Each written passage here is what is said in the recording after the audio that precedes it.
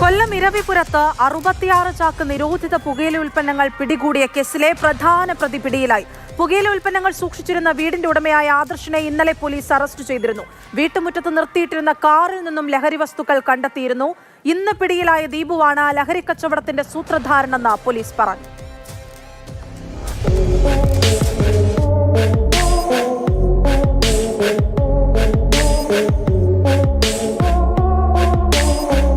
കഴിഞ്ഞ ദിവസം രാത്രിയോടെയായിരുന്നു പോലീസിന്റെ ഓപ്പറേഷൻ.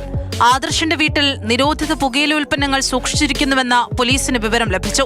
അതിന്റെ അടിസ്ഥാനത്തിൽ ഇരവിപുരം പോലീസും കൊല്ലം സിറ്റി ഡാൻസ് ഓഫ് ടീമും ചേർന്ന് പരിശോധന നടത്തി. വീട്ടിലെ മുറിക്കുള്ളിൽ നിന്ന് ചാക്കുകളിൽ സൂക്ഷിച്ച ലഹരി വസ്തുക്കൾ പിടിച്ചെടുത്തു. 66 ചാക്ക് നിരോധിത പുകയില ഉൽപ്പന്നങ്ങളാണ് കിട്ടിയത്. വീട്ടുമുറ്റത്ത് നിർത്തിയിട്ടിരുന്ന 2 കാറുകളിലും ലഹരി ഉൽപ്പന്നങ്ങൾ ഉണ്ടായിരുന്നു. വീട്ടുടമയായ 25-കാരൻ ആദർശിനെ പോലീസ് അറസ്റ്റ് ചെയ്യുകയും ചെയ്തു. പ്രദേശവാസിയായ ദീപുവാണ് ലഹരി വിൽപ്പനയുടെ സൂത്രധാരനെന്ന പോലീസിന് വിവരം ലഭിച്ചു. പക്ഷേ ദീപു അപ്പോഴേക്കും ഒളിവിൽ പോയിരുന്നു. ഇന്ന് ദീപുവിനെ അന്വേഷണ സംഘം തന്ത്രപരമായി അറസ്റ്റ് ചെയ്തു. ആദർശിന്റെ വീട്ടിലെ മുകളിലെ നിലയിൽ വാടകയ്ക്ക് താമസിക്കുകയായിരുന്നു ദീപു. ഇയാൾ നേരത്തെയും നിരോധിത ലഹരി ഉൽപ്പന്നങ്ങൾ വിറ്റതിന് പിടിയിലായിട്ടുണ്ട്.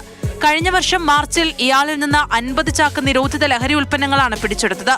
സ്കൂൾ കോളേജ് പരിസരങ്ങൾ കേന്ദ്രീകരിച്ച വൻതോതിൽ നിരോധിത പുകയില ഉൽപ്പന്നങ്ങൾ ദീപു കച്ചവടം ചെയ്തു വരികയായിരുന്നു. ഇരവിപുരത്തെ പ്രമുഖ ക്ഷേത്രത്തിന്റെ മുൻ സെക്രട്ടറിയും മുൻ ഡിവൈഎഫ്ഐ നേതാവുമാണ് ദീപു. അറസ്റ്റിലായ ദീപുവിനെ റിമാൻഡ് ചെയ്തു.